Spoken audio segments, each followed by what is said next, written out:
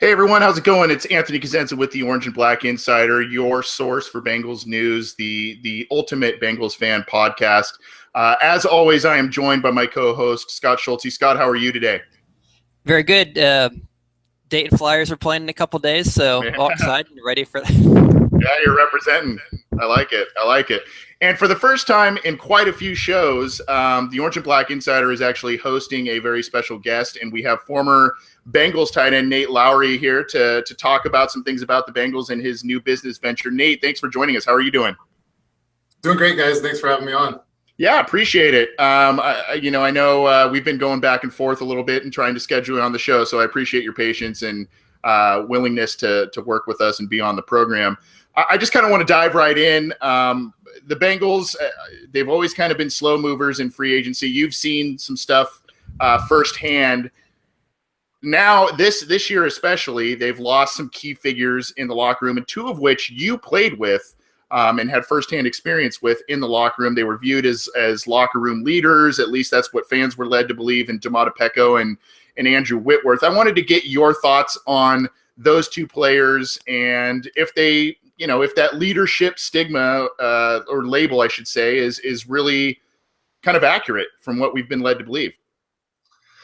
Yeah. I mean, it's a little bit hard for me seeing those two guys go because those were the two mainstays left over from my days with the Bengals. So not a lot of guys left to watch and follow that I actually played with. But I have the utmost respect for both of those players. Andrew, when I was there, he was a younger player, but like just dominated on the line. He was a guy that everyone in the locker room respected a ton and got along with really well. Sometimes you get guys that are great on the field, but not necessarily great in the locker room. And Andrew was not one of those guys. He was great to play with, fun to talk to, and I can see why he's had such a good and successful career with the Bengals. And then Domata, I feel the same way. He's he's just a big hunk of mass, strong man in the middle that got the job done, and soft-spoken off the field. And I don't know what it is. I think about the Samoan players, but all the guys that I played with like that have been like that. Kind of soft-spoken, very respectful off the field, but just dominant on the field. So sad to see those guys go. Yeah, and I think most Bengals fans are as well. Again, we're talking with former Bengals tight end Nate Lawrie joining the program. Appreciate the time, Nate. You have played for a couple of different teams in the NFL. So you had seen some things that maybe fans haven't seen in terms of how teams operate and this and that. There's kind of a little bit of a negative perception in the way the Bengals operate, maybe how ownership treats its players, that sort of thing. I don't want to put you on the spot too much, but is it a little bit of an unfair perception that maybe some fans have about Bengals ownership and what, the treatment of players, that sort of thing? That's a great question. So I would say that it's not unfair in that the Bengals do things quite a bit different than other teams. And it's been a long time since I've been away. So, I don't want to speak to how the organization has changed or evolved since I've been there. But yeah, back then there was no traditional general manager. The scouting staff was run slightly different. And the way I think they looked at and tried to acquire players was quite a bit different. And, I've been in a number of organizations, like you said. I'd seen it done really well. And, as much as you want to knock the Bengals for doing it the way they've done it and not the traditional way, they have had a lot of success and brought in some quality players over the last decade. And, obviously anybody that's rooting for the Bengals would like to see some playoff wins. Yeah. But what they've been able to do in the regular season and do in the conference and in the division specifically over the last couple of years, it shows that they're on the right path. But you have to wonder, if they did have some of the traditional, scouting staff, player personnel structures in place, if they couldn't even go further. Nate, Scott Schulte, I have a question. Now, I read on the internet you grew up in Indianapolis, so obviously it's true because we know everything on the internet is 100% accurate. That one is fact. It's not an alternative fact. That is a fact. And I find that interesting because that's actually fairly close to where I live, which is north of Cincinnati a little bit, so maybe an hour or so east of where you grew up. So my question, something I was wondering was, you were drafted, so obviously you were a very good player. You look like you're still in shape. Obviously, a very athletic guy. So going to the University of Yale or Yale University, I'm not sure if I have it backwards or not. But you obviously passed a whole bunch of Big Ten schools: Ohio State, Penn State, Michigan, passing a lot of other schools. What was it about Yale and the recruiting process that kind of led you to the Bulldogs? Yeah. So coming out of high school, I played for a team in Indianapolis that we had a great team. I played it was a small Catholic high school on the south side of Indy. My senior year, we were undefeated, won the state championship. Fun fact is we came down to Cincinnati to compete against Moeller my senior year. And yeah, I think they were ranked like 10th in the nation at the time, and they definitely overlooked us because we came down and we stuck it to them, and we got the W, and went on to have an undefeated state championship. And for us, we were a complete running school, and I was featured in the offense more than probably any former Roncalli tight end ever had. But I just wasn't getting a lot of touches, and so I sent my scouting tape out. I was getting quite a bit of interest, but I think it kind of came on late because I didn't have a really high number of catches my junior year, and so when I started to get into the recruiting process, I did go to a number of Big Ten schools. I was recruited by IU, Northwestern. Never got the call from Ohio State, unfortunately. But I was looking at those schools and seeing what they offered, and then I went out to Yale, and it was pretty impressive. You kind of walk around campus, and you can kind of just feel the tradition and that legacy that Yale has. And few people know, actually, when I was at Yale, we were the first NCAA team to reach 800 victories. Oh, wow. Yeah, so we were like the winningest college football program in the country at the time. People don't realize that we started like 50 years before everyone else, but we'll take it anyway. But yeah, it was an awesome opportunity. And having looked back, I did have a couple of D1 offers, but I wouldn't change it for the world. It was such a great experience to go there. Met my wife there, and so it was a lot of fun, and definitely that Yale tradition was a draw to me coming out of the Midwest. Yeah, that is definitely an interesting thing, looking at kind of the pomp and the tradition and Handsome Dan and the Bulldog and all that. Cool. You mentioned kind of going back in the history, and I think it's something Bengals fans would like to see more of with the Bengals. They don't have a Ring of Honor, a Hall of Fame, anything of that sort. And we've mentioned on this podcast, it'd be nice to see something like that to honor the former players. And I do have one. Sorry, go ahead. I just said absolutely. That'd be great to see some great players. I do have one follow-up question, also tied to you. I saw you guys made it to the Ivy League championship game in basketball, so kind of changing gears. Since the tournament is coming up real soon, and I saw you guys did get edged out by Princeton. Are you guys doing a bracket, or who do you have going all the way? I have not filled out my bracket yet, so it's getting down to the wire here. I have to get it filled out. It's a tough call, man. I don't know. I need to take a look at it. the way Princeton shot against Yale, though, they were like, I don't know, they were maybe 70% from behind the 3-point arc. So Wow. I'm not going to say they're going to upset Notre Dame, but they if they shoot like that, they could be a secret Cinderella team there. So yeah, it should be good to see. I love this time of year. It ends up costing me a few hours of work for sure. Well, we'll talk about your work in just a second here, Nate, and then we'll get you out of here. Again, this is the Orange and Black Insider. We're joined by former Bengals tight end Nate Lawrie. One kind of final Bengals question for you here, Nate, in terms of your time with the team.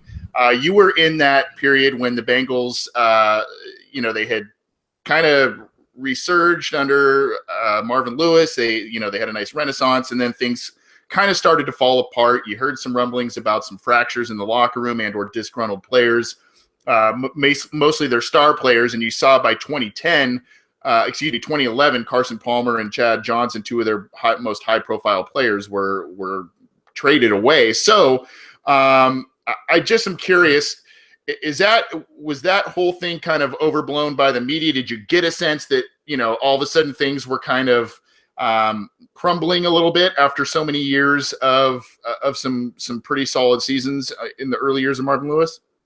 There was always a decent amount of drama in the locker room when I was with the Bengals.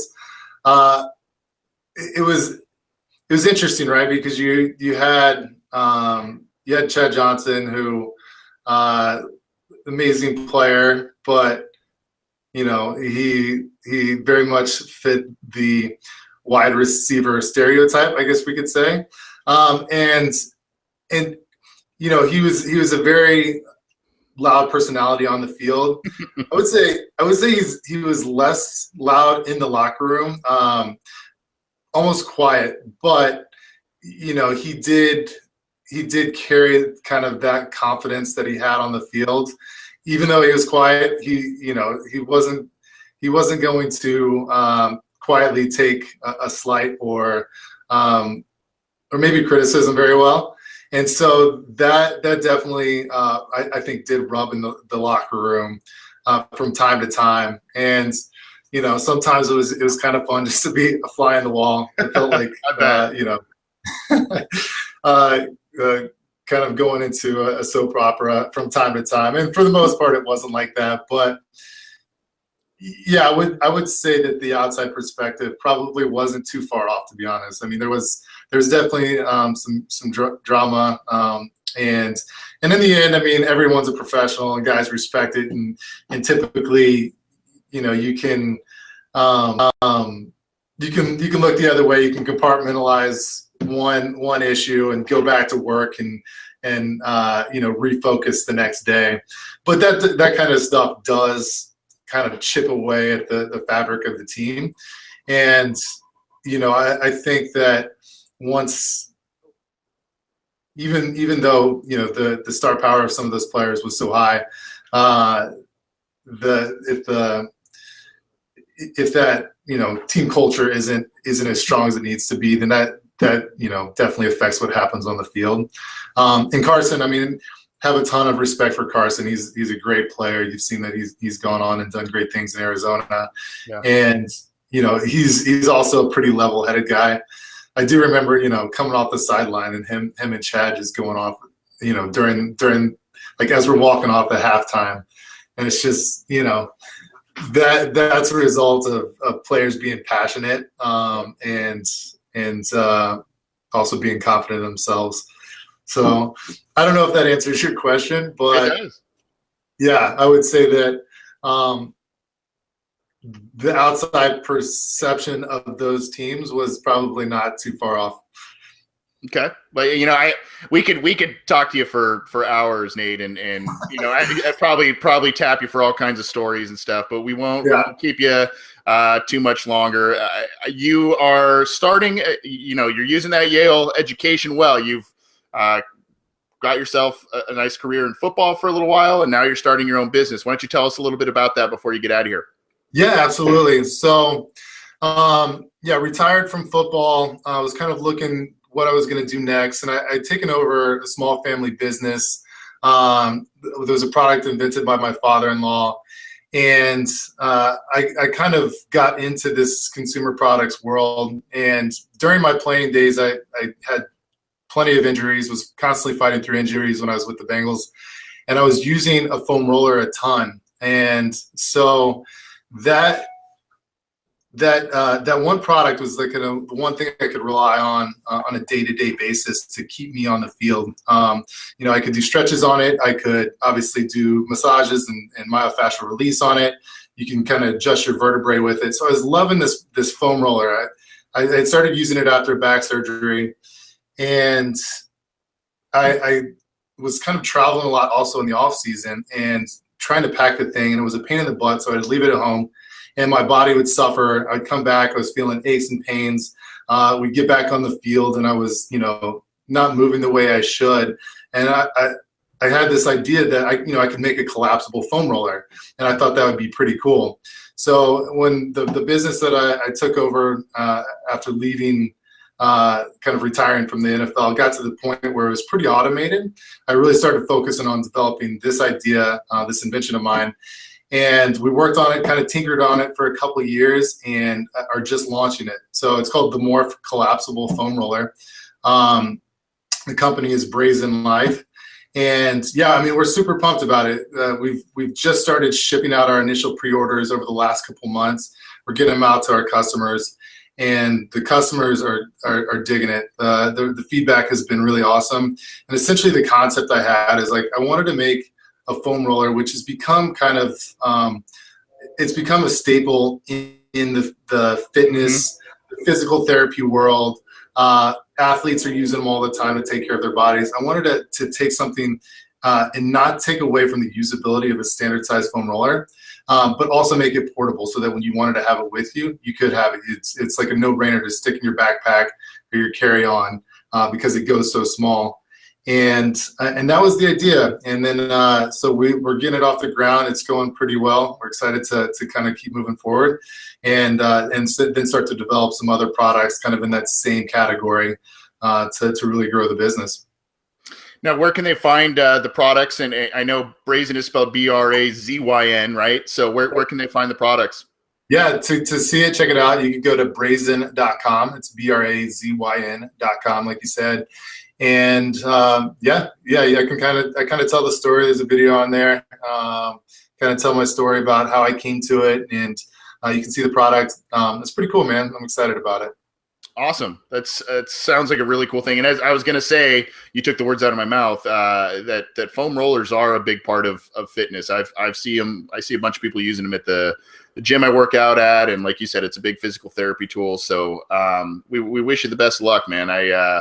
Anytime you want to come back on this show and update us on what your company's doing, we'd love to have you on, and maybe you can share a couple of other fun stories with us as well. Yeah, sounds good, man. I will. Thank you. All right. Appreciate the time, Nate. Take it easy. Thanks, guys. Have a great day. Thank you. Bye. That was Nate Lawrie, former Bengals tight end, joining us on the program, talking about reminiscing a bit on some of the stories from his day in the Bengals locker room. Scott, I know you wanted to ask him something else. I apologize. We were just running a bit long on the interview there. Hopefully that's fine. I just thought him being a business guy, and since I have a master's in business, I thought, it'd be a good chance to grill him as far as, what are his target markets, his strengths, his opportunity, just kind of get into the business play. Well, that's probably a show in itself right there. That's an episode in itself. But no, great guy. I thought that was a lot of fun, and especially, he gave some relatively candid answers about his time with the Bengals. Were you surprised about that? I thought it was refreshing. I think the people who do the more professional interview, the interviews on the big networks, the people who get interviewed more often tend to be more guarded in what they say. So it was refreshing hearing him say, basically saying, these guys are kind of what we thought, the perception is. And that was also interesting to see that the perception wasn't too far off. Some of the things you kind of saw, as a fan, the pieces you get in the media and the little interview clips, and when you go to spring or training camp or whatever, you get little snippets. You obviously don't get the behind the scenes, and the fact that he was there, two different times for 2 different years, and during the 07 season, and then again in the 08 season. He got to see it every day, and obviously the group meetings, the team meetings before and after, and kind of confirming that was kind of, it was very interesting hearing the things he was saying about Chad and Carson and the group and Whitworth. Yeah, it's awesome. And like I said, he's got an open invitation anytime he wants to come back on the program, update us on what he's doing. And again, I believe the website, he said, well, the company name was Brazen Life, BRAZYN Life. So go check out his really cool idea, his business, and support a former Bengal there.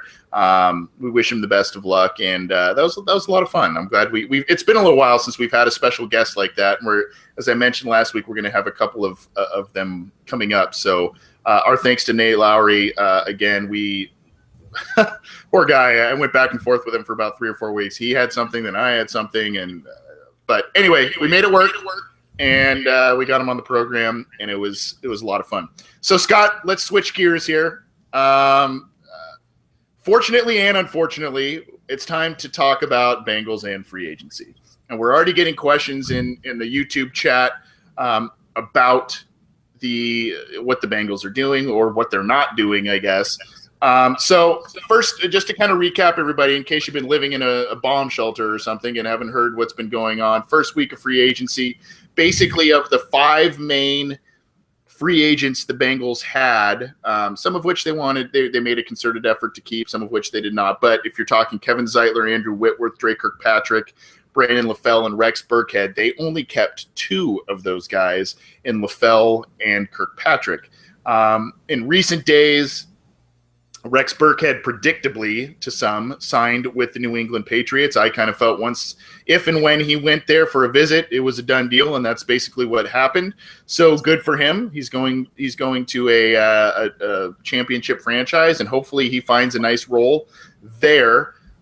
Scott, the Bengals now in the second week of free agency are starting to pick up some steam in terms of activity. They've got some visits lined up. They finally signed a player, and of course, their outside signing, quote unquote, is a guy that was on their team for 7 years. So let's start there.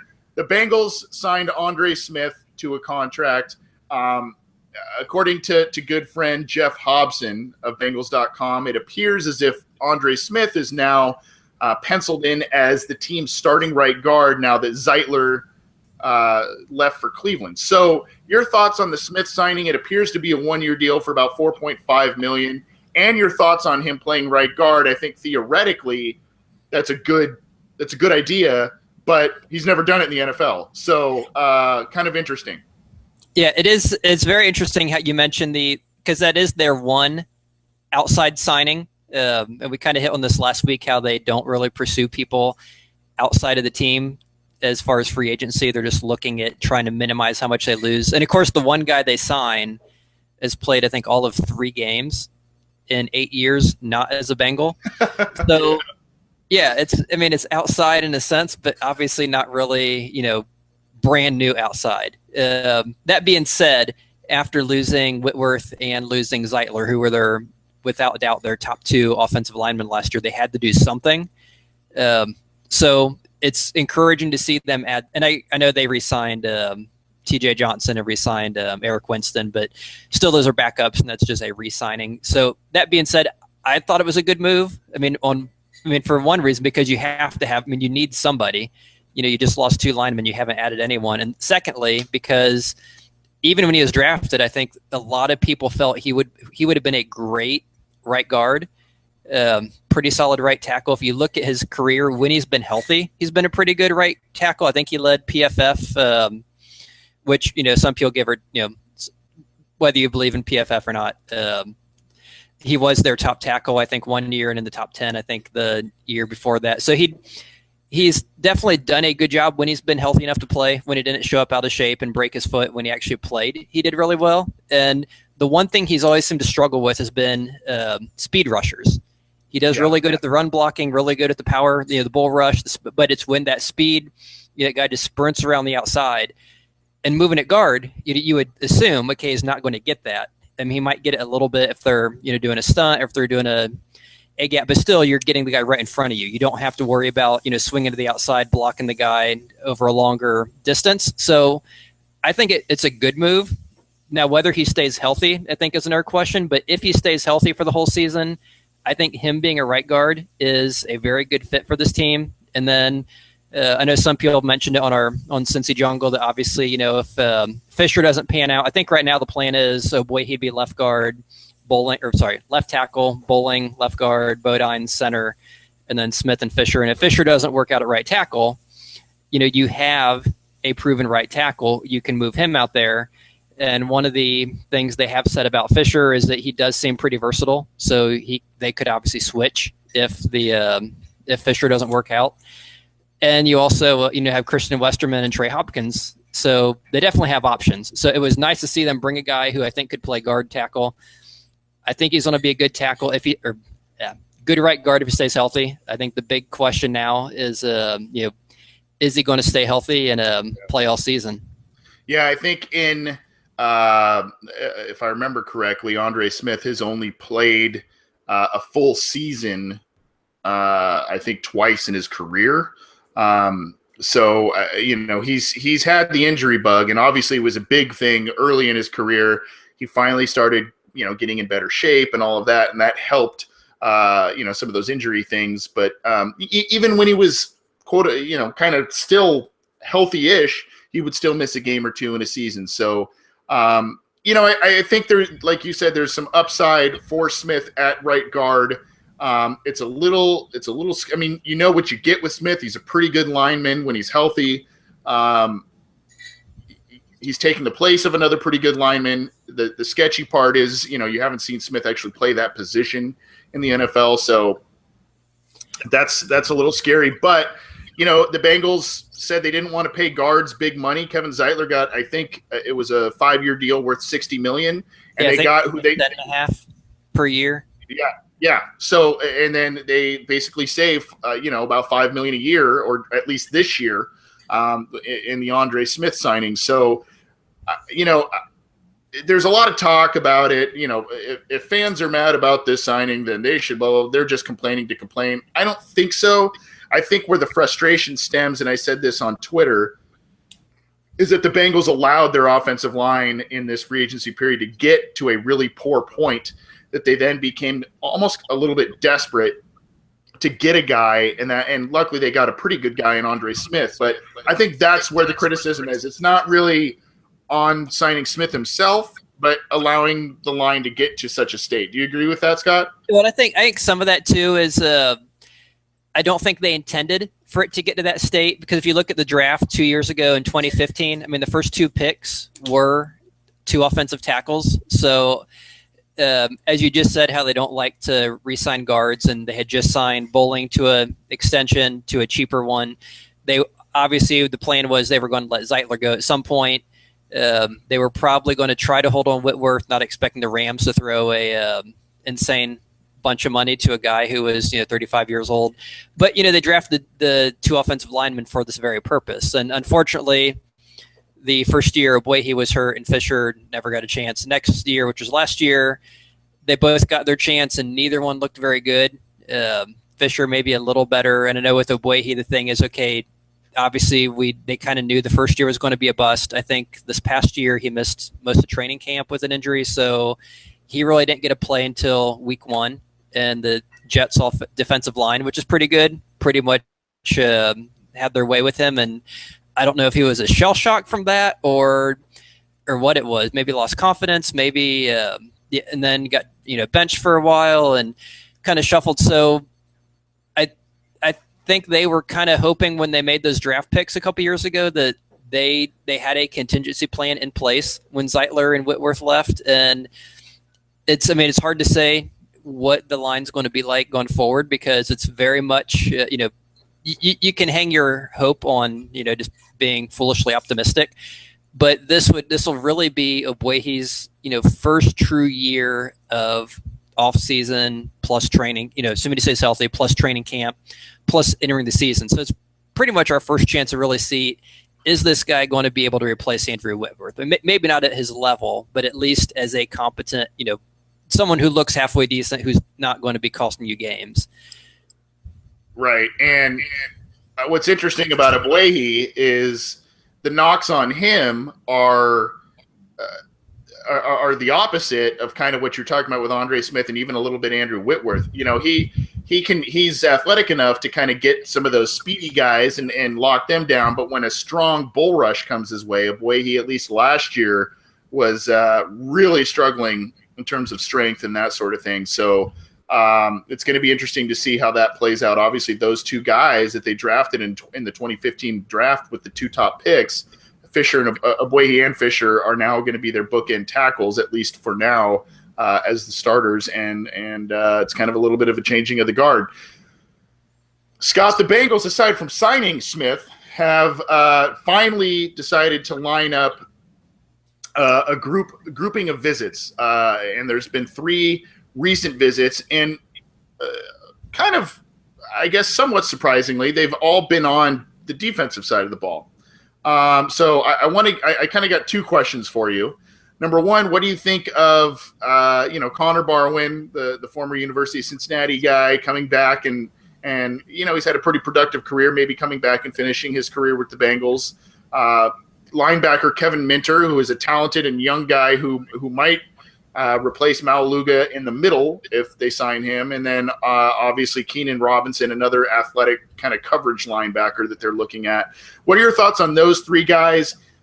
And if they sign some of these guys, 1, 2, maybe even all of them, does that point to the Bengals then maybe going offense early and often in the NFL draft this year?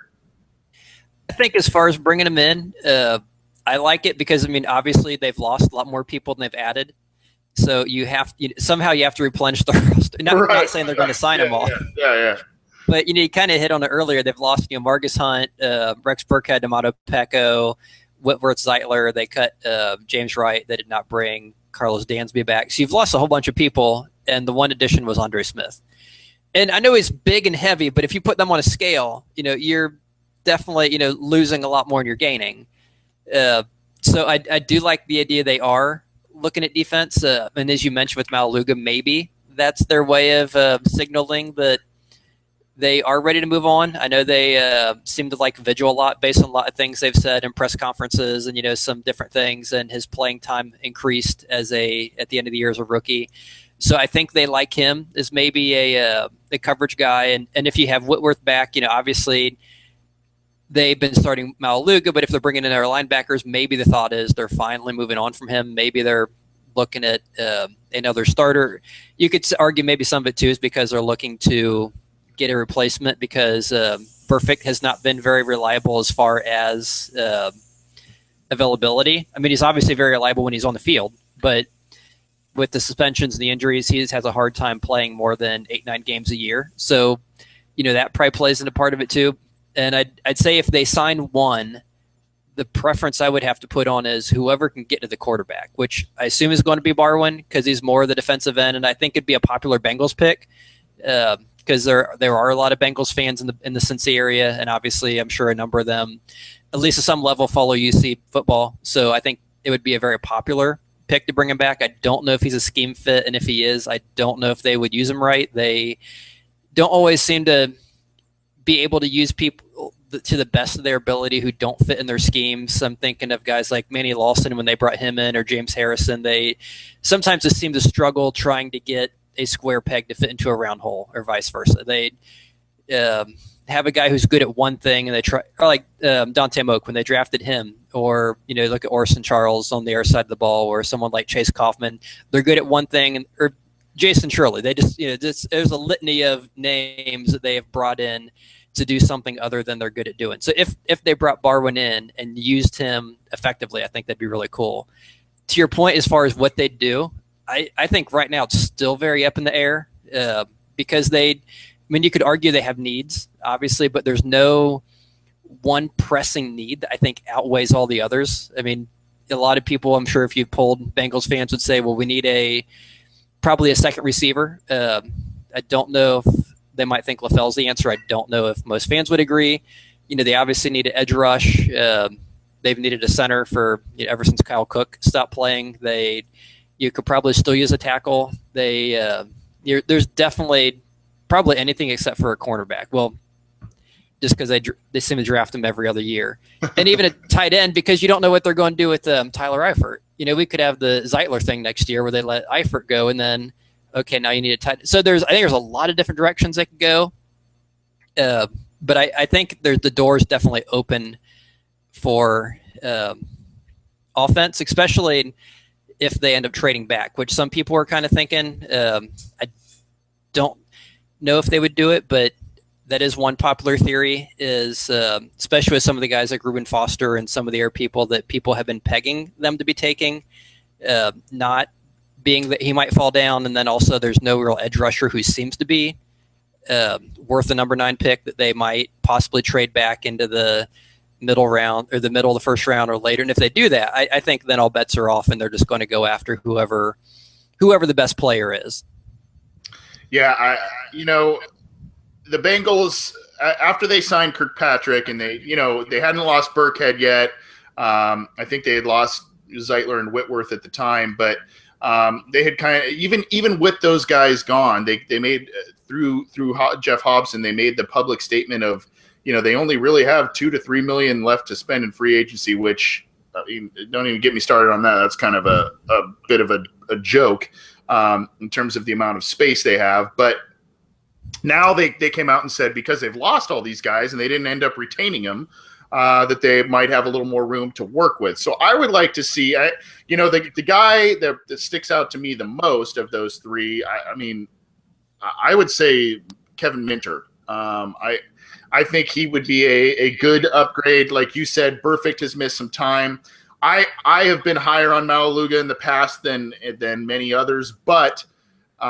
His career is definitely winding down, and he's barely on the field. A one-down linebacker at this point, and you just kind of need some youth, some athleticism, that sort of thing. I do like the idea of Robinson as well, but I think he may be, like you said, I think they might be a little bit more into Nick Vigil and his athleticism and coverage ability, maybe some expendables. So if they're going to sign some guys, I would like to at least see them sign 2 of those guys, and maybe Barwin because he can get to the quarterback, like you said, and Minter as kind of a nice replacement in the middle of this defense. And now there's not really an excuse. They have the room to sign these guys, and I think that it does point to the Bengals going offense early and often in this draft. If you look last year, even though the team kind of struggled. They went 6-9-1. There were some issues, especially early in the year with the team stopping the run,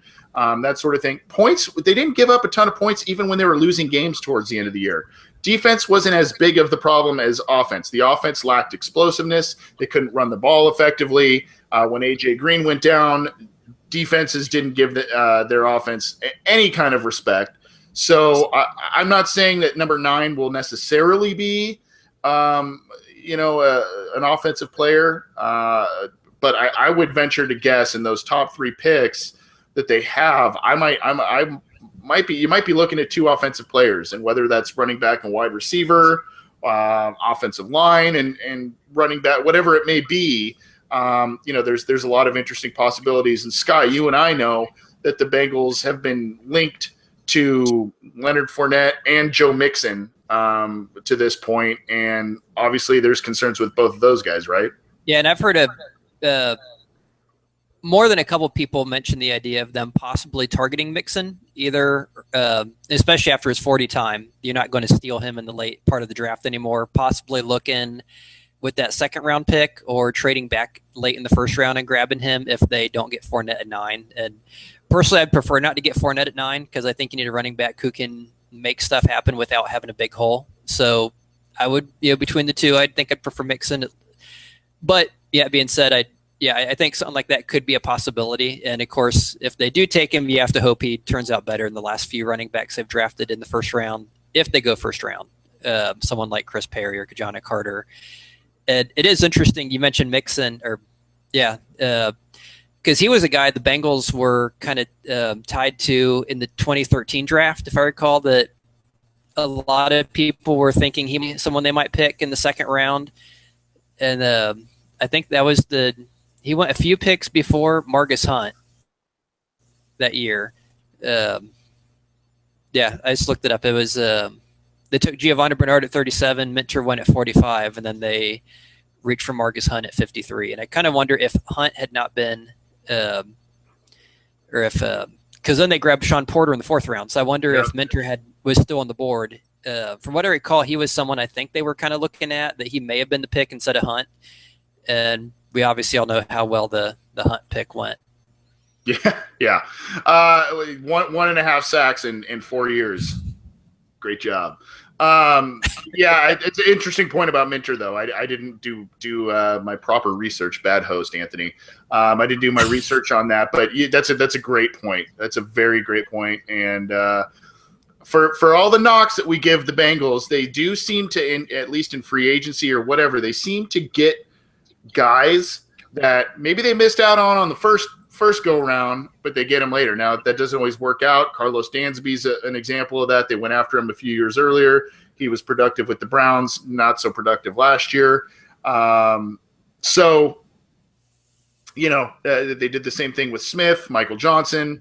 It just they kind of maybe wait a year or two, and sometimes it works out, sometimes it doesn't. We'll see. But the Bengals are finally doing some things in outside free agency, and you can we'll be recapping any moves they continue to make in free agency on this show, as well as on Cincy Jungle, which this show is streamed live every week. If you can't catch the live feeds either on YouTube or on Cincy Jungle, you can catch us on iTunes, SoundCloud. I mentioned YouTube, the channel there. You can get in touch with us on Twitter at BengalsOBI and via email, theobinsider@gmail.com. Check us out. And Scott, just to make us feel pretty smart, Jeff Fisher in the YouTube chat said, add Minter as the middle linebacker, subtract Maualuga, basically echoing our sentiments there. The Bengals could save, I believe, a relatively substantial amount of cap space if they do cut Maualuga this year. We'll see what happens. Scott, yes, there's been some weird and we're kind of talking about free agency. There's been some very weird and yet interesting tweets and little things thrown out by current and past Bengals on social media based on what the team is doing in or not doing in free agency. And one thing is clear, that a lot of Bengals players were happy about the decision to bring Andre Smith back. He appears to be very popular with a number of players. I think Carlos Dunlap and Dre Kirkpatrick, Adam Jones, a lot of guys said, welcome back, big guy, all that kind of stuff. So that's good to see. But on social media, and this was also an article on Cincy Jungle recently, there's been a number of players who have kind of cryptically criticized the team and their free agency approach. Carlos Dunlap said, this was after Rex Burkhead was signed by the Patriots, said, not sure what the plan is, but it's not my role to either. Interesting. Giovanni Bernard had just put out one of those little emojis with like a mouth zipped shut, basically kind of saying, I'm not going to say anything. Willie Anderson chimed in on one of Adam Jones's Instagram posts. He's talking about his jersey being retired, but something to the effect of, we know how this organization goes, that sort of thing. So, after so many good feelings for the most part from 2011 through 2015, all of a sudden this offseason, even the players are starting to criticize the team a bit. Is that a sign of just that the team is in total rebuild mode and we should have low expectations this year? Should we just kind of say, these are players and do your job and let the front office? I don't know what to make of this, to be honest with you. I think a lot of it just seems disheartening. Frustration. I've heard John Crichton say time heals all wounds, and I think along with that, winning heals all wounds. they're coming off a very a down season when they've been to playoffs 5 straight years. I think the expectations were high. That obviously did not happen this year. And then you see a lot of really good players go and longtime players. So even if they're not productive like D'Amato Pecco, he's still someone that I think a lot of the players respected. And even Nate Lawrie kind of mentioned that he was someone a lot of players really liked in the locker room as a person. Obviously, people on the team thought a lot of Andrew Whitworth. Zeitler was a very good. So you see these very good players go. People who you're like, what the heck is going on here? These are really good guys. We're not bringing anyone to replace them. So I think on you look at that level, you see that we're losing, we're frustrated. What in the heck is going on here? And you have to think there is some sort of plan, whether it's not abundantly obvious because they haven't immediately added pieces to replace the pieces that are gone. So I think to the outside, it looks like there's really nothing, like they don't really seem to know what's going on. But you have to, obviously, when you're running a team, what the salaries are, when the contracts are running up, what positions you have, you have all this stuff charted. You kind of know what's coming up. You drafted the 2 linemen because you're going to lose some guys down the road. You're kind of looking to, replace those losses. So I think to me, it's just frustration when you see some very good friends, some very long time people leave because you don't want to see them go. But that being said, I think we've kind of hit on, and it's been mentioned on our site multiple times, that those are signings they just really can't match. You can't match 36-3 for Andrew Whitworth at his age, or you said 5-60 or whatever it is for Zeitler. I mean, that's just I think a lot of people say those teams probably overpaid a little, and the Bengals, if anything, are a team that's generally not going to overpay. I think they would have been willing to pay for those guys, but not to that level. And it's just one of those things. Okay, let those teams. Let's see how those teams do. Let's see if the Browns and Rams are able to do anything, or if they've hamstrung themselves because they're overpaying for these guys and can't add elsewhere. So I think as much as it might pain me to say this, I think the right decision was made in not re-signing them, because to bring them back means they would have had to break the bank a bit more than they really should have. That being said, I think the outside view, you want to see them doing something. And I think that's the frustration is, okay, you understand why they're not bringing them back, but you don't see the obvious replacement. Okay, we lost him, but we added this guy. You don't see the adding coming in. So I think it just looks very frustrating to the outside observer. At least that'd be my take. Yeah, and there was one other guy, Marquise Flowers, the linebacker for the Bengals, that had a tweet that says, "Lord knows I'm biting my tongue." That's again pretty cryptic. As we mentioned, the Bengals brought in 2 linebackers for visits, so it could be something about his own job security. But I mean, there is kind of a theme. And, I think you heard Nate Lawrie say when he was on about 5 different pro rosters, and he noted that the Bengals operate quite a bit differently than any other team that he's been on. He didn't go into much, a huge detail on that, but at least it does kind of confirm what a lot of fans think about the front office and their negotiation tactics, that sort of thing. I think the players are feeling very similar. At least, again, we're kind of guessing here. We're assuming based on some of this stuff that we're talking about in terms of social media and what players have put out there. And you tell me if you disagree or agree with this, Scott. My take is that the players are probably thinking something very similar to how the fans are feeling, and that's, okay, you let some of these older guys or these expensive guys walk out the door, but what are you doing? How are you being proactive in truly trying to replace some guys? You look at the last calendar year. I think we talked about this on last week's show, Scott. Marvin Jones, Mohamed Sanu, Andre Smith, they got him back. Kevin Zeitler, Andrew Whitworth, Reggie Nelson, Rex Burkhead. The list goes on in terms of guys that have left. Wallace Gilberry left and then came back. and really all you have to show for it, you have Andre Smith back. Wallace Gilberry came back. He's now a free agent again. You had Brandon LaFell, who, had a pretty good year. Carlos Dansby, who now is, after 1 year, already gone. I mean, there's not a lot to show for it. And then, you can say, oh, we rely on the draft. Well, the two most high-profile picks in that draft, William Jackson and Andrew Billings, didn't play a snap the entire season because they were injured. Can't help that, but that's the risk you run when that's your game plan. So I don't know. Do you agree with maybe the players are feeling a little bit how some of the fan base is feeling?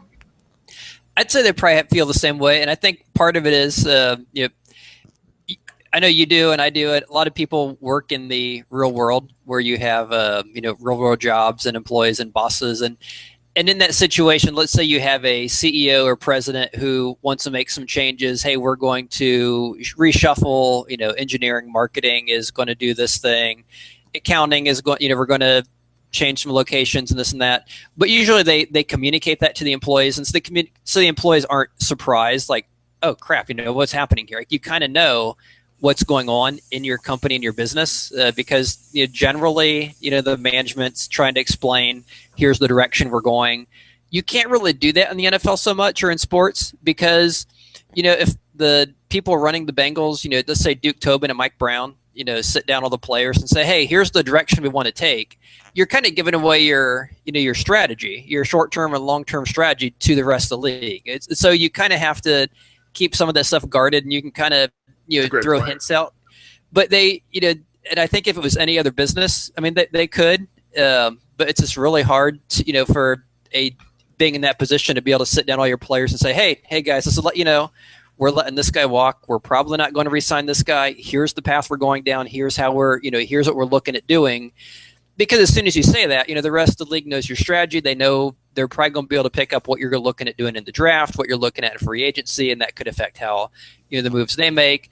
So I think it's a very difficult situation because I'm sure they're not intentionally trying to frustrate anyone, but obviously, and I'm sure if you go inside the offices at Paul Brown Stadium, I would assume Dick Tobin, Marvin Lewis, the top coordinators, Mike Brown, Katie Blackburn, they probably have something written down somewhere, you would hope, some sort of plan that says, hey, here's what we're looking at, here's what we are expecting and looking at doing, that isn't going to get communicated to the rest of the fans of the players, at least not while it's unfolding, because you don't want that getting out in any way. Yeah, there's so much to this, and I agree that even though they say, oh, the NFL is a business, and I understand the business side of football, all of that. There is a lot of poaching of players and playing cards close to the vest. I get that, but I think even though the management or whatever doesn't sit down the team and say, look, this is our plan this offseason, I think they can also kind of get the vibe like, where are the signings? Where are the players? I mean, what are we doing?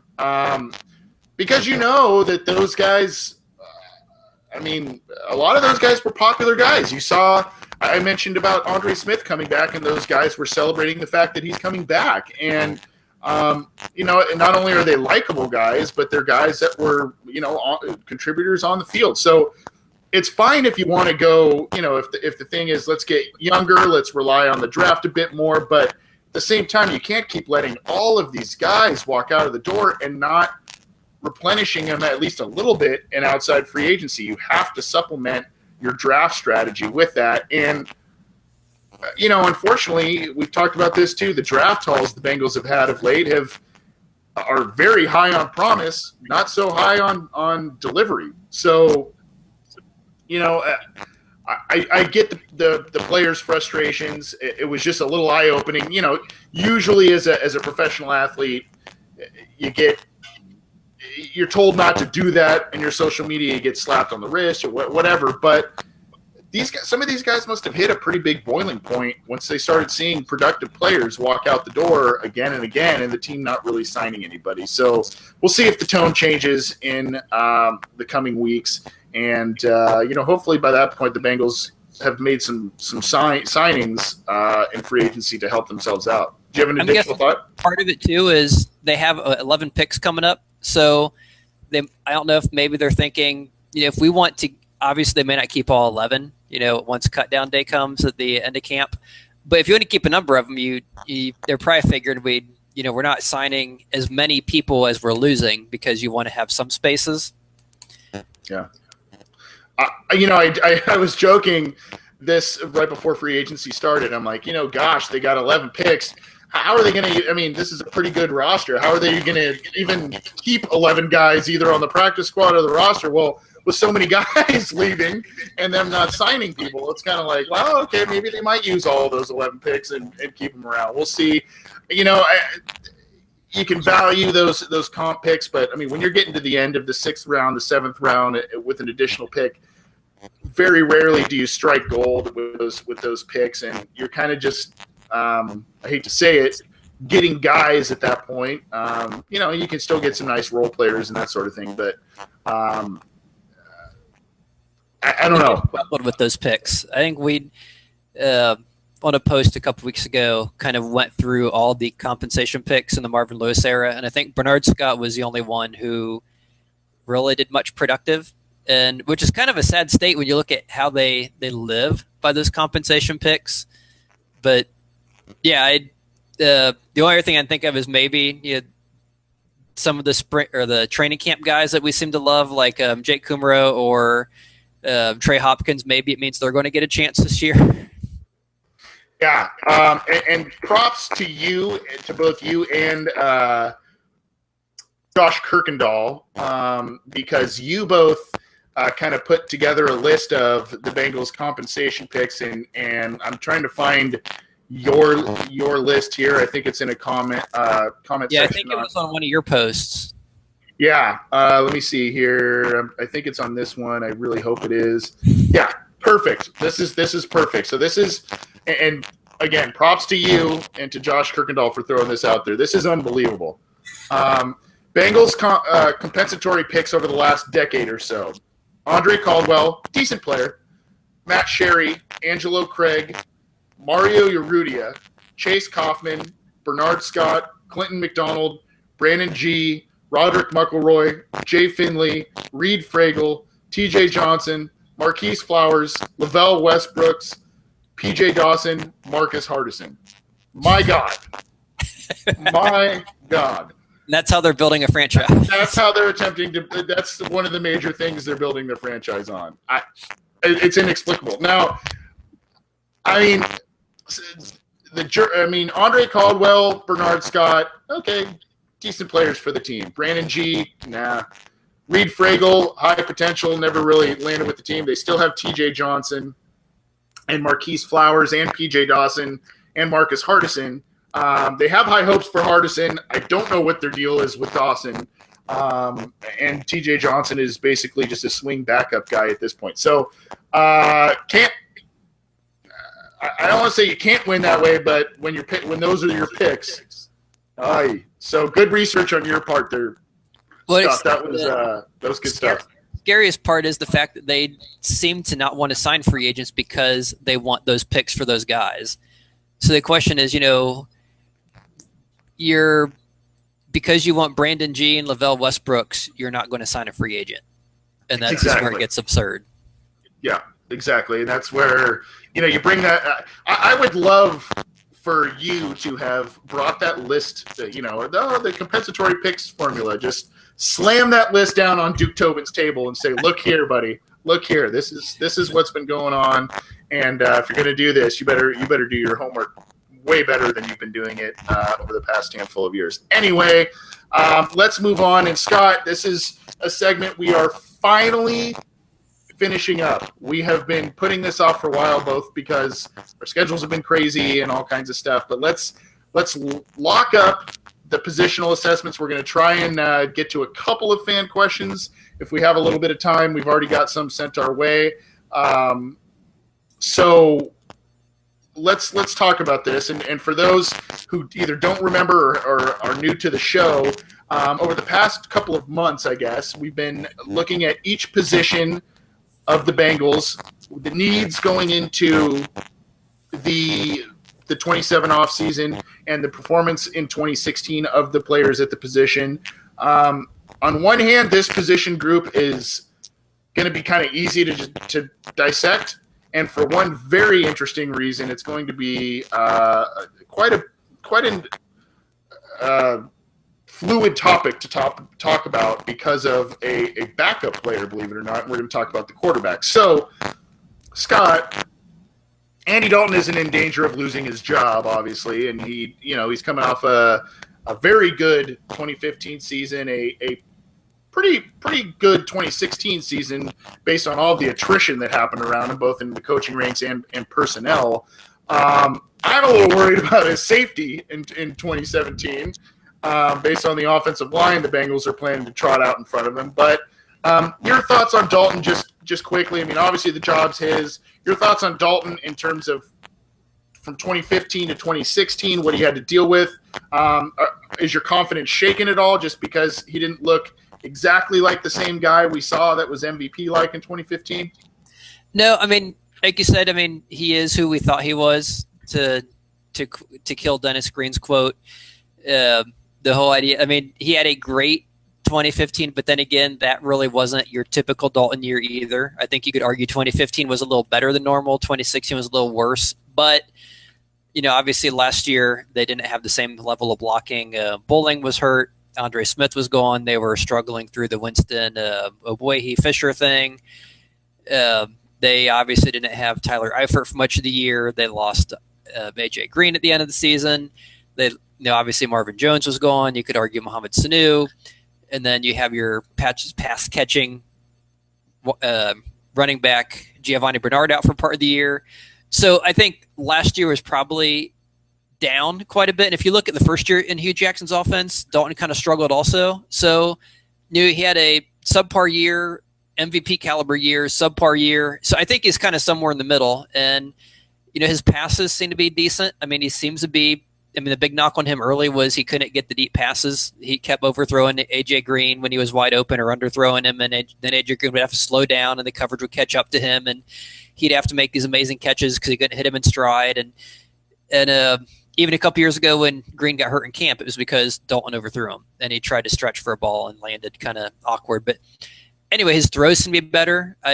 His poise in the pocket, while not great, is, decent. I think he's a decent, solid, guy. You give him blocking, you give him decent receivers. He is who he is, and you kind of hope, we've kind of hit on it, the receivers and blocking you would hope would be better this year than what it looks like right now. But I don't think he's a liability. Like you said, I think he's a starter. There's no question about it on this team. Going forward, he is the starter. There is no competition. Yeah, and just to echo some of your sentiments, and it's a little bit unfair to compare his great season from 2015 to 2016 because he missed 3 regular season games, and then obviously basically the better part of 4 regular season games, and then obviously the playoff game. Second, we're talking 2016, second most passing yards in a season, 4,206.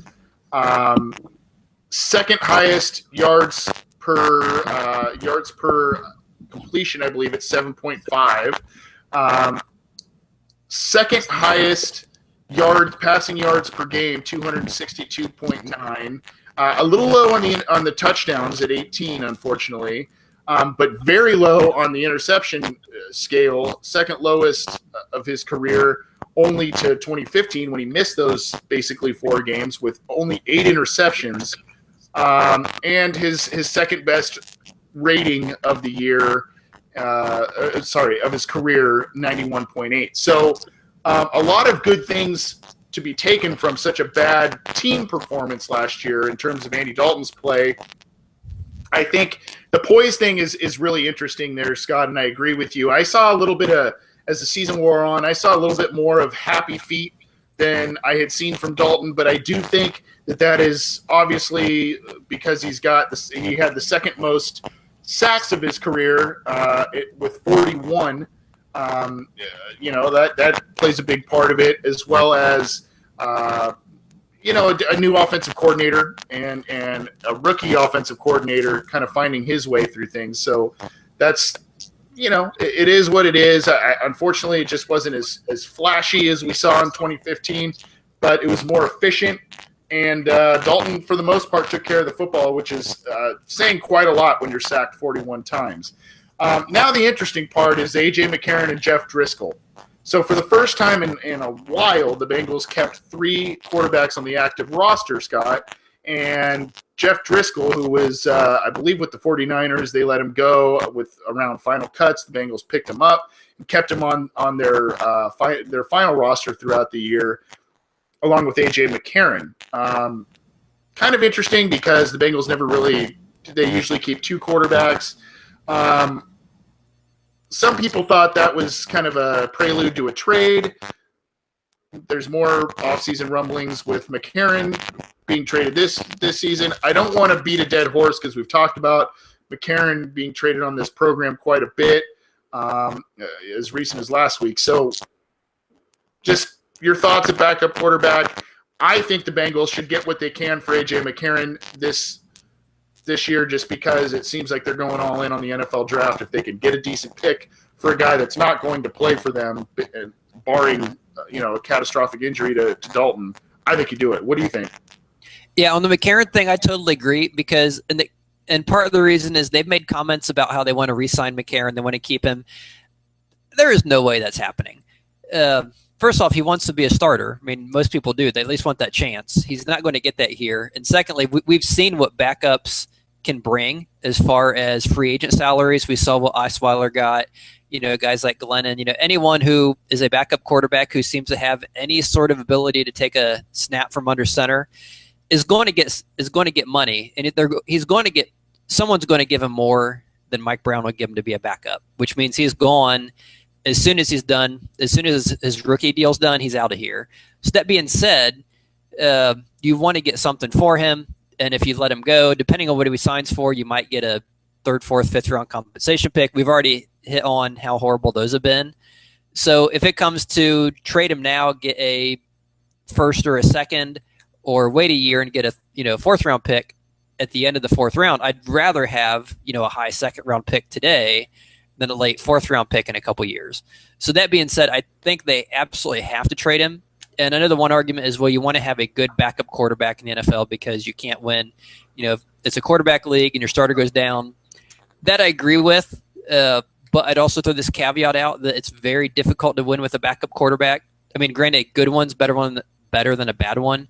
But I think if Dalton goes down, we could safely say the season's a wash. They're not going to go to the playoff, win playoff games. We saw when McCarron went in the year where they had a great year. I think they went 2-2 and made the playoffs 2-3 with him. So yeah, it wasn't 0-5, but it wasn't like he was exactly going to carry the team anywhere. So I think at that point, you want to have a good backup, but I don't think it's absolutely essential. Only because you're without the starter, you're not really going to have a great season anyway. Mm-hmm. So get what you can for him, and if you get a high enough pick, you can always draft another backup quarterback or sign. And then you mentioned the Driscoll thing. You have to assume that if they're holding him on the active roster all year, or on the 53-man, it's because they don't want to expose him to being picked up by someone else if they left him on the practice squad. So they've got to see something in him. And the fact they did that all season long, you would think at some point they would have, put him on if they're, okay, guys, this isn't working out, we'll put him on the practice squad, see what happens. But the fact they never did that makes you think, they have to see something in him. It would be absurd to have 3 quarterbacks again this year. So I think one of them's gone. Either they're going to release Driscoll, or if they saw enough that this is our guy, then yeah, you have to hope McCarron's going to get traded. But I think the problem is the closer you get to the draft, the less likely that's going to be, because probably the teams that need a quarterback are going to do what they need to do. And then once the draft comes, they're going to draft one. And so at that point, your trade market is probably going to be dwindled unless you get a team that desperately needs one that just didn't get one in the draft. Yeah, that's where I agree and disagree with you. I think I do think that the fact that more time passed, the start of free agency, teams are they get in this mode where it's like, we got to sign this guy, we got to get this guy, we got to do. And the more time that passes, things cool off, and then teams are less likely to really do something where it's more of a trigger-happy type of move. I do think – so in that respect, I agree with you. But I do think if, as you get to the draft, that kind of frenzy picks up again. Teams are willing to kind of do some things, and then if someone leapfrogs another team that wants a quarterback, they didn't get it. We've seen the Bengals make player trades in the early years of Marvin Lewis, before Delta O'Neal, Corey Dillon, that sort of thing. So it's not impossible to think that a team that misses out on a quarterback in the draft could go after McCarron. My question is, Scott, and I don't know the answer to this, and I don't know if you do either, but number one, what's his actual value to a team in terms of what they would give up, and what teams out there really would give up quite a bit for him based on a 5-game sample, and what they need. So you have the Browns. The Bengals aren't going to trade him to the Browns for sure. You have the 49ers. You have the Bears, the Jets. Maybe the Texans right now. The Texans, okay. And the Broncos, depending on what happens with Romo. Romo, yep. I'm sure there's someone else who's not coming to mind. Yeah, I don't know. Possibly Cardinals. I think Palmer's coming back, but he's probably on his last year, so they're probably looking at someone beyond him. Yeah. Are we as fans, are we overvaluing McCarron's value to other teams, or? I think if we're saying a first-round pick, we probably are. But I don't think a second-round pick is unreasonable, just because if you look at some of the other trades that have happened for backup quarterbacks like Kevin Kolb or guys like Matt Flynn, some of these other players who really are in a similar situation. They were medium to low picks. They played very sparingly behind an established starter. And then when they left their team that drafted them, they got what seemed to be much more than they should have gotten for their team. So I think that being said, I think a second-round pick is not unreasonable, especially since you do have a draft where no one seems to think there's a clear number one guy. I mean, you have guys like Trubisky, who I guess he has the physical tools. He'd never seemed to look like a guy when you watch him play that seems to know what he's doing with the ball. Deshaun Watson, there's knocks on him. There's not a Andrew Luck kind of a guy or Jameis Winston out there that people are like, this is the guy we're drafting. So that being said, if you're a team that needs a quarterback, you might look at these guys and say, okay, Watson's decent, but he may just, be another EJ Manuel as a first-round pick, but only just because. And you may look at the other guys and say, yeah, they're nice projects, but, they're a couple years out from ever doing anything for us. We want a guy now that could be McCarron. So I think there's a market for him. And I think a second is reasonable. It just depends on. Now, that being said, I don't know if Mike Brown would give him away for a second. He might want a first. I know he kind of played hardball with Chad or Carson Palmer, and that worked out. Yeah. So you never know. And I'm glad you brought that up, because that's really the only other possibility for a trade with the Bengals if they don't strike one this offseason is, maybe there's a competitive team that loses their starting quarterback to injury, and they want to make that playoff push, and they may be desperate, and they may mortgage, future picks. That doesn't help the Bengals out necessarily in 2017, but they may be able to mortgage some future picks. The Bengals gets a high pick, maybe a little higher than what they may have been offered so far this offseason for him, and that's where they go. We'll see. This McCarron thing is a lingering issue. Luckily, it's not something where a lot of people are necessarily calling for McCarron to start over Dalton. It's more, we've got a pretty good quarterback. We've got another pretty decent one who's a backup. Let's see what we can get for him, and that's kind of been the attitude. So you can tell us your thoughts, listeners, about A.J. McCarron, about what the Bengals are doing in free agency, and even about what Nate Lawrie said earlier in the show. We've talked about a lot of stuff. We're going to get out of here in just a few minutes. You can get in touch with us via Twitter at BengalsOBI. Send your questions there. You can also send questions via email, theobinsider@gmail.com. You You can also download all of our material via iTunes or on our channels on YouTube and SoundCloud, and all of our material is also available on cincyjungle.com, as well as a plethora of news, free agency news, on what the team has been doing so far in free agency, or not. We keep joking, or not doing.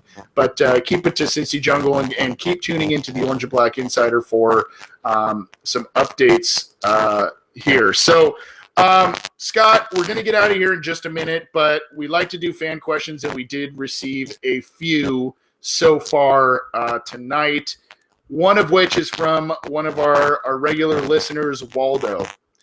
And Waldo, if you want to follow him on Twitter, it's at Waldo, ROREN1. He sent us a mock draft, and obviously mock drafts are kind of an in vogue thing right now. What do you think of this one? And obviously he writes, hear me out in this scenario. The Bengals trade A.J. McCarron, a third and a fifth to the Giants. Eli's getting close to where Peyton was, so that in that respect, they then get for trading A.J. McCarron, a third-round pick and a fifth-round pick to the Giants, they would get an additional first-round pick. So he has the Bengals taking Solomon Thomas, defensive end out of Stanford, Forrest Lamp, an offensive guard, and then in round 2, Caleb Brantley, a defensive tackle. Round 4, Joe Mixon, the running back. Round 4 at the end with the compensatory pick, Pat Elflein, the center guard. And round 5, Josh Reynolds, the wide receiver. I believe he's from Texas A&M, if my memory serves correctly. So what do you think of that mock draft, just real quick? I'd say it'd be interesting. I don't know if Mixon and Elflein will still be there. I know some people thought Elflein's combine wasn't as good, especially his reps, but he still has a pro day to fix that. So I think Elflein will probably be back up in the maybe second, third round. I think Mixon, after that ridiculous 40 time below 4.4, he's probably going to be gone by the second round. They're obviously all very good players, and you never know who's going to fall, who's going to drop. But yeah, I mean, if they got that, I wouldn't complain. I'd like to see how they would use Solomon Thomas in that situation, because he's not really a pure outside edge guy. He's more of a 3-4 guy or a 3 technique, kind of like a Geno. He's very good at he's not the big nose tackle body. He's not the edge guy, but someone who's going to be between the nose tackle and the edge, who can penetrate. He can draw double coverage. He can impact the run game, which there's no harm in having more than one guy who can do that. So yeah, they'd all be very good players. It'd just be a matter of how many of them actually survive to the Bengals picks in that situation. I like it. I actually like the later picks more than the top picks. I'm a little lower on Solomon Thomas than most. I think he's a good player. I just don't know if he's a good fit for the Bengals. I guess that's where my problem lies. I don't, like you said, he might fit a 3-4 a little bit better than the Bengals. Some people think he's, to use a Mike Mayock term, scheme diverse. I don't know, but obviously he's athletic. Obviously he can get to the passer, but I don't see that I don't see him being a guy that necessarily is a 10, 12, 15 sack a season guy. And that's kind of what you want when you're picking a guy in the top 10 for defensive lineman. I still like him. I think he's good.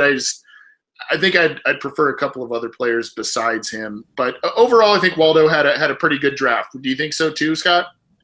Yeah, I mean, it's hard to fault those guys there. And I think one thing with Thomas, he kind of reminds me of a Justin Smith type, who the Bengals took in the top 5. I think it was number 4 overall, who was never, going to be that 10, 12 sack guy, but was a guy who was very good in run support, very good at getting pressure, got his, 7, 8, 9, 10 sacks a year. So, I mean, it'd be hard to go wrong with a guy like that. I mean, obviously it'd be an upgrade over someone like Michael Johnson, who is also decent, but getting a little older. Yeah. Well, thanks to Waldo for sending in that mock draft, and I appreciate folks sticking with it. We didn't really lose any viewers, we actually gained viewers. Well, I was maybe that's the key. Maybe I got to get out of here and you just take over the show, Scott, and that's what happens. That's why I think it's more excitement about the things messing up than. Yeah, maybe. We'll end on this one just because we're running late, thanks to my technical difficulties and a lot of other topics we've talked about today. K Rhodes in the YouTube chat. There's a lot of, we've talked about this over the past handful of shows. The Bengals are linked to Leonard Fournette based on rumors at number 9, possibly Joe Mixon because of their meetings with him, attendance at Pro Day. Whether that's round 2, round 3. So K Rhodes asks, is it time to move on from Jeremy Hill, especially with a what seems like a very talented group of running backs this year in this year's draft? Yeah, I mean, it's very hard not to. Like you said, even if they don't get a guy in the first round, I mean, like you said, it is a deep running back draft class. I think you just can't keep giving the ball to someone expecting different results. I mean, he had a great 8 games his rookie year, but you look at 2015, you look at 2016, it just hasn't been there. He's been slow. He's been indecisive. He finally fixed the fumbling issues, but just hasn't had the outside of the goal line carries. There's just not a lot, I think, for fans to be excited about. And they lost Burkhead. You don't know what you're going to Giovanni Bernard. He's obviously they're saying all the right things about him recovering from the ACL injury, but you just don't know what you're going to get with him. Is he going to be 100%? Is he not? And then the question is, okay, well, now you have no, even if they say Hill and Bernard are our starters, you have a guy who is injured, a guy who has struggled for 2 years, and no depth. So I think they definitely have to be looking at adding someone with those 11 picks, whether it's a high pick like a Mixon or a Fournette or a guy later in the draft. I think somewhere along the line they have to grab a running back, at least one. I agree with you, especially since they just lost Burkhead and Pearman hasn't re-signed either. Even if it's a guy that's a running back that can play special teams for you, they need to do something. They've really lost a lot of good players over the past couple of years at that position. James Wilder Jr., Terrell Watson, Burkhead now, and Pearman's not currently re-signed. So, I mean, a lot of good players, whether they were drafted or not, have walked out of the door at that position. So, as we know, there's pluses and minuses to Joe Mixon.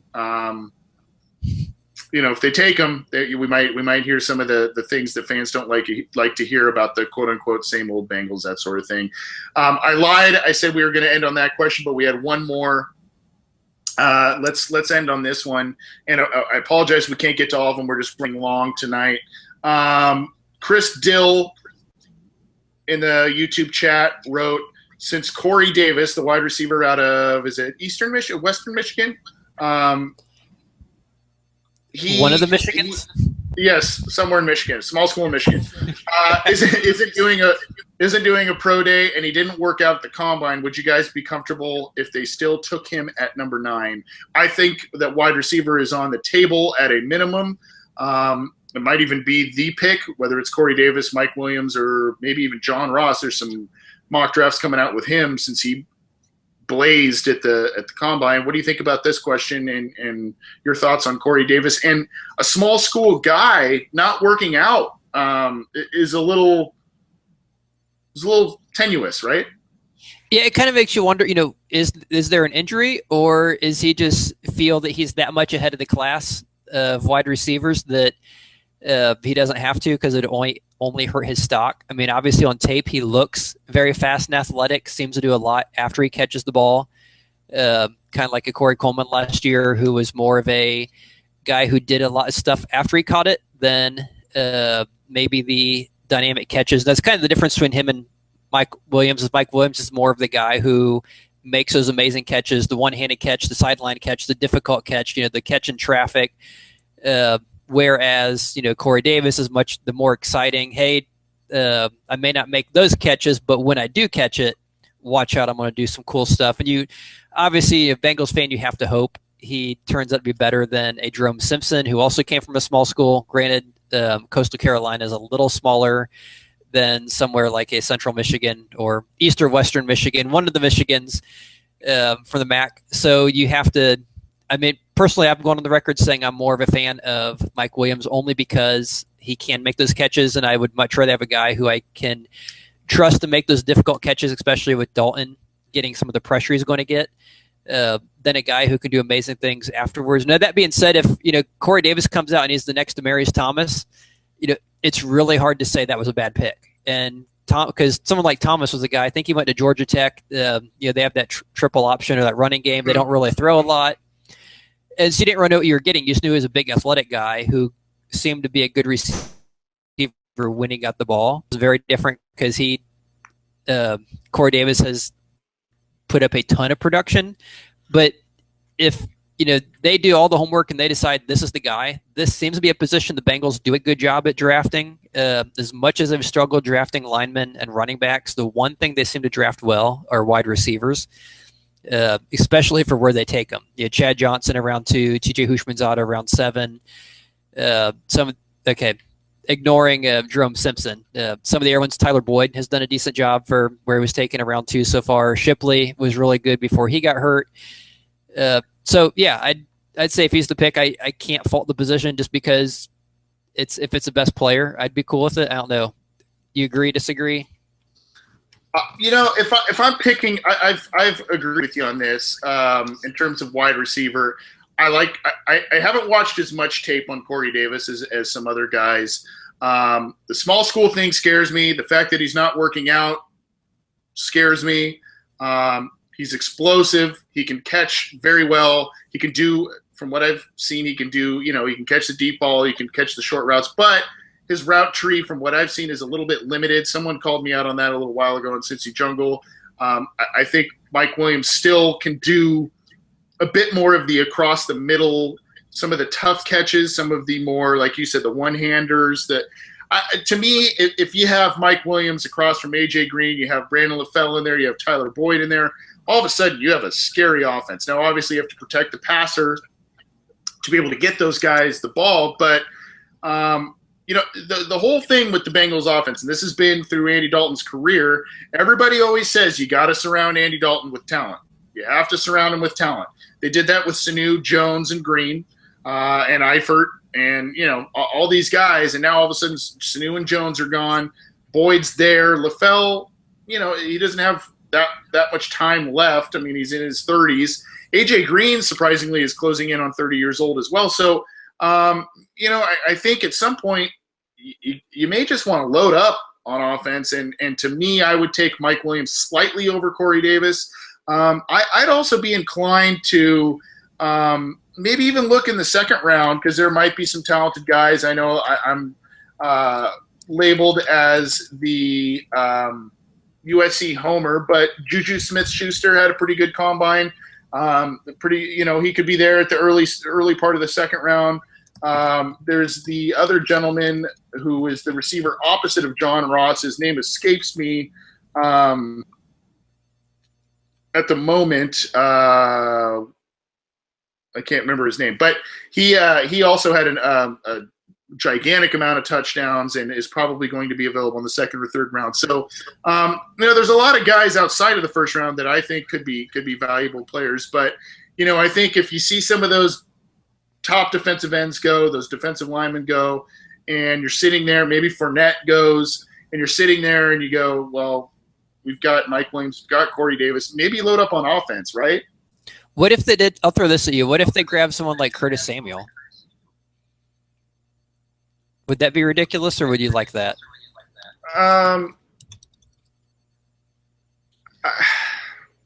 Because he kind of I don't know. I don't think he's a pure wide receiver. He's more like maybe a Percy Harvin type, a guy who or Braxton Miller when he last year, where he's going to do both. He's athletic. I don't know if he's what they need, but if you're looking, middle of the round, second, third, fourth round. Yeah, he's kind of I love the idea of those types of players. A Dexter McCluster, that Tyreek Hill. That was a guy that really exploded on the scene this year. They could do a lot of different stuff. I love guys like that.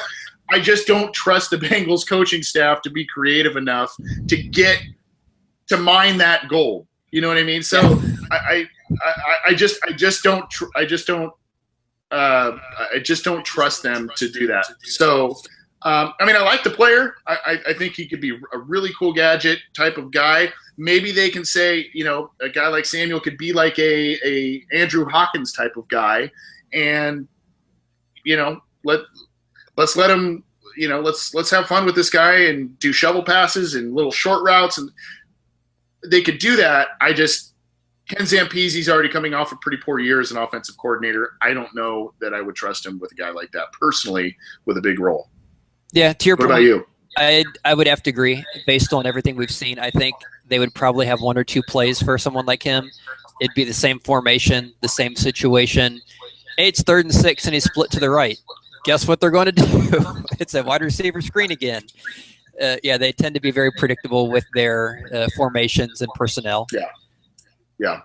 And I think once you get more explosive personnel, which they didn't necessarily have last year, you know, they had guys, you know, once A.J. Green went out, they had guys who could catch passes and do some nice things, and LaFell and Tyler Boyd, but they didn't have a gadget guy. They didn't have a speed guy. They didn't have a lot of these guys. So, you know, you got to hope maybe Cody Core turns into a pretty solid, you know, number 4, bottom end of the roster type of guy. Maybe you draft a guy relatively high and groom him for a good role, and you know, maybe some good things will happen this year on that side of the ball.